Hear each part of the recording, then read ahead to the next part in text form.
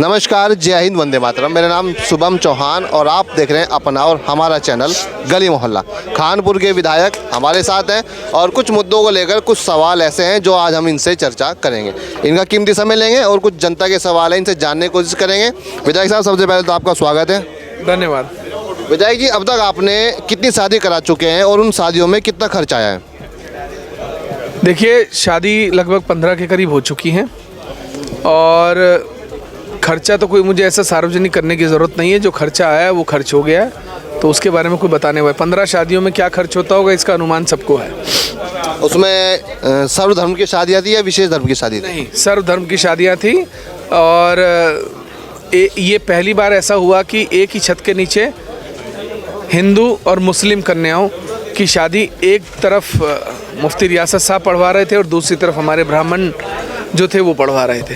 वो विधायक साहब, ये सवाल हमने आपसे इसलिए पूछा है क्योंकि आप पर आरोप लगाए गए हैं कि आपने उन शादियों में जो धन का इस्तेमाल किया है वो कंपनी से या आपने किसी अन्य सोर्स से उस पैसे का इस्तेमाल किया है। इसमें कितनी सच्चाई है?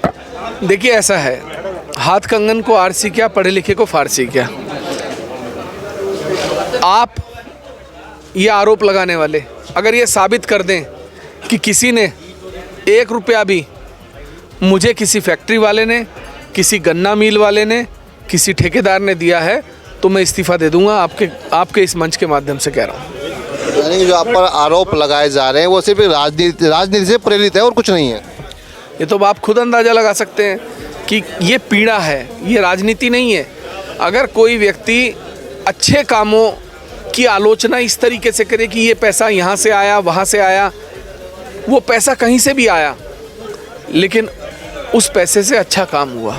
अनाथ निर्धन कन्याओं की शादी हुई, आप भी करा देते। आप तो 40% कमीशन की वसूली करते थे पूरे ज़िले में, अपनी पूरी खानपुर विधानसभा के अंदर आप वसूली करते थे। आपने क्यों नहीं कराया? आप भी करा देते। हम आपकी तरह कमीशन खोर तो नहीं है। तो विधायक साहब किसी से कोई कमीशन नहीं लेते? ये तो जनता बताएगी, क्योंकि धुआं वहीं उठता है जहां आग होती है। तो इसलिए अगर हम किसी से कमीशन लेते होंगे तो बात आज नहीं तो कल खुलेगी।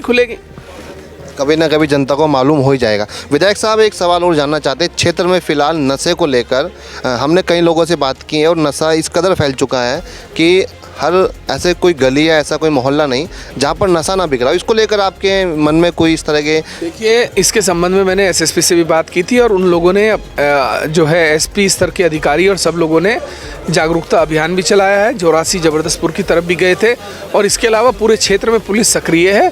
और अगर कहीं भी, मेरा कहना है, किसी को भी पता लगता है कि कहीं नशा बिक रहा है तो चुपचाप मेरे कार्यालय में आके बता दें। हम उनका नाम भी गोपनीय रखेंगे और पुलिस से तत्काल उसमें रेड कराकर उसको जब्त कराया जाएगा। लोकसभा की तैयारी चल रही है विधायक साहब? ये तो भाई सवाल जनता का है। हम तो जनता के विधायक हैं, जनता ने विधायक बनाया है, जनता सांसद बनाना चाहेगी तो लड़ाएगी। आपके जो विरोधी थे वो सहारनपुर से चुनाव लड़ने की घोषणा कर रहे हैं, इसके पीछे कोई राजनीतिक कारण है या आपका भय है? देखिए, ऐसा मैं ना उनके बारे में कोई टिप्पणी करना नहीं चाहता यार।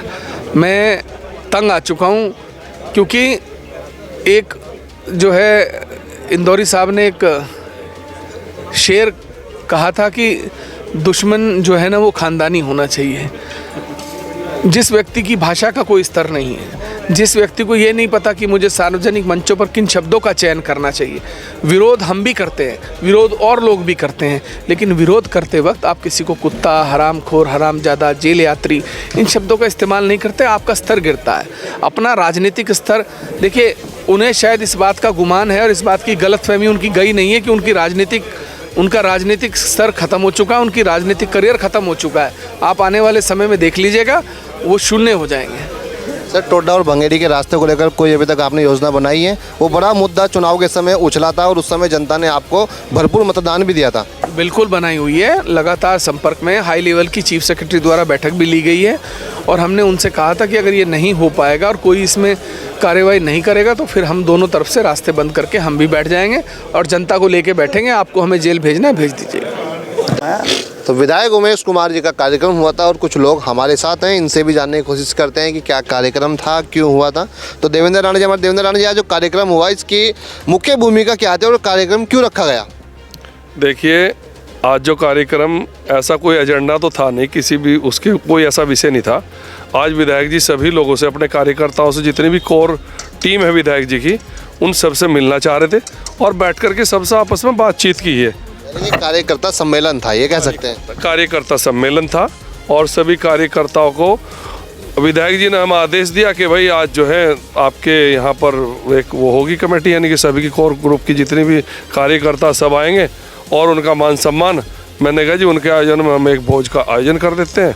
तो विधायक जी ने कहा बहुत अच्छे। नहीं, ऐसा तो नहीं आप भोजन के बहाने नगर पंचायत के सपने देख रहे हो? नहीं, ऐसा तो कुछ नहीं है भाई। नगर पंचायत तो जिसने चुनना वो चुनना ही है, वो तो आने वाला भविष्य बताएगा क्या होगा। देवेंद्र राणा जी के मन में क्या चल रहा है नगर पंचायत को लेकर? आप चुनाव लड़ना चाहेंगे? जी बिल्कुल लड़ना चाहेंगे। अगर जनता आशीर्वाद देती है तो आप चुनाव लड़ना चाहेंगे? बिल्कुल लड़ना चाहेंगे और लड़ करके समाज की सेवा करेंगे। तो एजेंडे क्या है? अच्छा, आपके हम एजेंडे जान लेते हैं। वैसे नगर पंचायत चुनाव में भी लगभग 1 साल का समय है, पर फिर भी आप किन मुद्दों पर चुनाव लड़ेंगे और किन मुद्दों को लेकर आप जनता के बीच में जाएंगे? देखिए, जितनी भी सड़कें की स्थिति यहाँ पर बहुत दयनीय और ख़राब है। आप देख रहे होंगे कि निकलना भी बड़ा दुर्भर है। ये हमारी मेन रास्ता है जो महाराणा प्रताप कॉलेज से और कर्नल एंक्लेव तक की इतनी हालत ख़राब है। और पानी की निकासी ना कि जो है गांव की तरफ आती है सो अपने जोड़ की तरफ, वो जा रही है डिफेंस और देव एंक्लेव की तरफ पानी निकल रहा है। वो लोग बेचारे परेशान हैं सड़कों पर और छिंटे लगते हैं। हमारी पैंटें और हमारे बच्चे जो आते हैं ना, उनके पैर गंदे हो जाते हैं, पैंट गंदी हो जाती है उन लोगों की। और उनकी माँ जो है ना, उनकी माएँ बेचारी दोबारा बदल करके ड्रेस तब स्कूल में भेजती हैं। मेरा सबसे पहला मुख्य एजेंडा यही होगा कि इस रोड को फर्स्ट क्लास बहुत सुंदर बनाया जाए और पानी की निकासी जो है तालाब में की जाए। यानी कि सड़कों के माध्यम से आप नगर पंचायत के सपने देख रहे हैं। कुछ आपके साथ लोग हैं, विजय जी, आपसे जानने की कोशिश करते हैं। क्या लग रहा है कि आपका नाम ही विजय है, तो आपके नाम के दोबारा इनको विजय मिल जाएगी?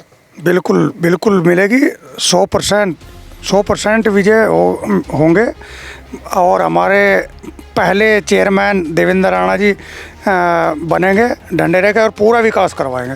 पूरा विकास कराएंगे। आपको ऐसा क्यों लगता है? विकास कार्य कैसे करा पाएंगे? आपको ऐसा क्यों लगता है? आपके मन में विश्वास कैसे आया? देखो, इनकी सोच बहुत अच्छी है।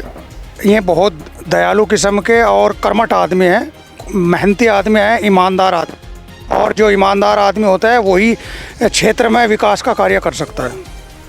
धन्यवाद आपका। आपसे जानने की कोशिश करते हैं, आपको क्या लग रहा है कि देवेंद्र राणा जी में ऐसी क्या खूबी है जो ये नगर पंचायत का चुनाव लड़ सकते हैं और जीत सकते हैं? देखिए, सबसे पहले तो खूबी जो आपको अपने राणा जी ने बताई कि जो महाराणा प्रताप से कर्नल एनक्लेव के और जो रोड जाता है वो सबसे बहुत ज़्यादा ख़राब है। जिस व्यक्ति की भी नज़र उस रोड पे गई, प्रधान अपना यशपाल प्रधान नाम वहाँ पे, उसके बाहर भी ऐसा है कि लोग बाग जो है ना उसमें नाव चलाने की तैयारी कर रहे हैं। लेकिन अब नाव की भी स्थिति खत्म हो गई, अब वहाँ दलदल हो चुकी है।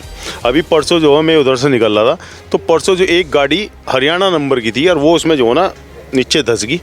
क्रेन बुलाने के बाद जब उसको निकाल कर बाहर निकाला गया, तो जो आदमी इस रास्ते के लिए सोच रहा ना, मैं मानता हूँ कि जिसने इस पर नज़र दौड़ा दी उसने पूरे ढंढेरे क्षेत्र में अपनी पूरी निगाह दौड़ा दी।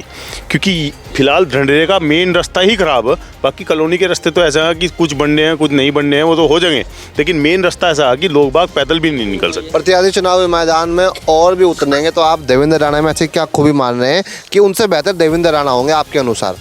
देखिए, देवेंद्र जी की एक खास बात मैंने देखी है। एक तो देवेंद्र जी जो है ना सत्यवादी, वो कहते हैं ना जो हरिश्चंद्र, एक तो इनके अंदर जो है ना बिल्कुल कोई छल कपट वाली कोई ऐसी बात नहीं है। नेता जब होते हैं ना तो नेताओं की इच्छा होती है कि वो जो है ना नेता बनने से पहले वो छल कपट में हो जाते हैं, लेकिन अपने देवेंद्र जी ऐसे हैं, उनके अंदर कोई छल कपट नहीं है किसी प्रकार का। वो जो भी कार्य करेंगे धरातल पर उतर कर करेंगे और जो भी कार्य करेंगे वो समाज के लिए करेंगे, अपने क्षेत्र के लिए करेंगे। ऐसा नहीं है कि वो अपने घर को भरने के लिए करेंगे। ऊपर वाले ने अपने राणा जी को इतना बहुत कुछ दे रखा है, अब बच्चे बहुत अच्छे दे रखे, फिर पैसा भी बहुत दे रखा है और ऊपर वाले ने जो है हर चीज़ दे रखी, तो इन्हें इस चीज़ की कोई ज़रूरत नहीं है। इनकी कोशिश ये रहेगी कि सबसे पहले यहाँ पर जो आम आदमी जो परेशान है उनकी समस्याओं का समाधान करें। देवेंद्र राणा जी, अंतिम सवाल आपसे जानने की कोशिश करेंगे, विधायक साहब का आपको समर्थन है या नहीं है? अभी देखिए, आने वाला वक्त बताएगा। विधायक जी का वैसे तो हमें भरपूर समर्थन रहेगा, और अगर ऐसा तो नहीं है कि समर्थन नहीं रहेगा, वैसे तो हमारी साथ पूरा जनता खड़ी हुई है, और जब जनता हमारी साथ खड़ी हुई है तो विधायक जी तो हमारी साथ रहेंगे। हमारे से विधायक जी बाहर नहीं जाएंगे। धन्यवाद बहुत बहुत आपका। पूर्व फौजी भी आपके साथ है शायद, क्या नाम हुआ सर अपना? रिटायर जी कैप्टन साहब, आपको क्या लग रहा है कि देवेंद्र राणा जी जीत पाएंगे चुनाव? देखो जी, हमारी तरफ से हम पूरे विश्वास के साथ कह सकते हैं भाई देवेंद्र जी को हम पक्का अपने क्षेत्र में जिता करके लेके आएंगे, क्योंकि वो बहुत वाकई में जो अभी तक इन्होंने बोला था बच्चे बड़े सच्चे आदमी हैं, बड़े सौम्य आदमी हैं, बड़े ईमानदारी से काम करते हैं, सारा ईमानदार आदमी है। ऊपर वाले की कृपा से सब कुछ इनके पास सभी व्यवस्थाएं सब बढ़िया हैं। और मैं कह रहा हूँ कि इनको ला करके हम खुद इनके हाथ से क्षेत्र में काम करवाएंगे। हम इसलिए चाहते हैं कि इनको लेके आएँ, क्योंकि हम जहाँ बोलेंगे वहाँ कहें जहाँ कमी होगी वहाँ पे इनको दिखाएंगे। बहुत सरल आदमी, बहुत सौम्य आदमी है, बहुत अच्छे इंसान हैं, इसलिए हम ज़रूर इनके साथ में रहेंगे और लेके आएंगे अपने क्षेत्र में। बहुत बढ़िया काम करेंगे भाई साहब। धन्यवाद आप सभी का बहुत बहुत। और इन्होंने कुछ हमने सवाल किए और जानने की कोशिश की और लगातार कई लोगों से संपर्क साधने की कोशिश कर रहे हैं, पर फिलहाल तो चुनाव में बहुत ज़्यादा समय पड़ा हुआ है। ऐसी बातों में बातें निकल चुकी थी, तो हमने कुछ सवाल देवेंद्र राणा जी से कर लिए। अब ये तो आने वाला समय बता पाएगा कि क्योंकि चुनाव की तारीखें क्या आएंगी, सरकार इस चुनाव को कब कराएंगी और जनता अपना जननायक यानी कि नगर निकाय के जो चुनाव होंगे जनता किसे अपना चेयरमैन या मेयर घोषित करेगी। आने वाला समय बताएगा। भविष्य के घर में बातें दफन है, पर हमारी विशेष नज़र, विशेष कवरेज हम आपके लिए करेंगे। हर गली हर मोहल्ले की वो खबर दिखाएंगे, हर उन प्रत्याशियों से आपकी बात कराएंगे जिनके आंखों में इस चुनाव को जीतने के सपने संजो कर बैठे हुए हैं, और ऐसे कठिन सवाल पूछेंगे, उनको उलझाने की भी कोशिश हम भरपूर करेंगे। अगर आपने अभी तक हमारे चैनल को सब्सक्राइब नहीं किया हो तो आप यूट्यूब पर जाकर हमारे चैनल को सब्सक्राइब कर सकते हैं। अगर आप इसी वीडियो को आप फेसबुक पर देख रहे हैं तो आप हमें फेसबुक पर भी फॉलो कर सकते हैं। तब तक के लिए आपको एक बार फिर नमस्कार। जय हिंद, वंदे मातरम।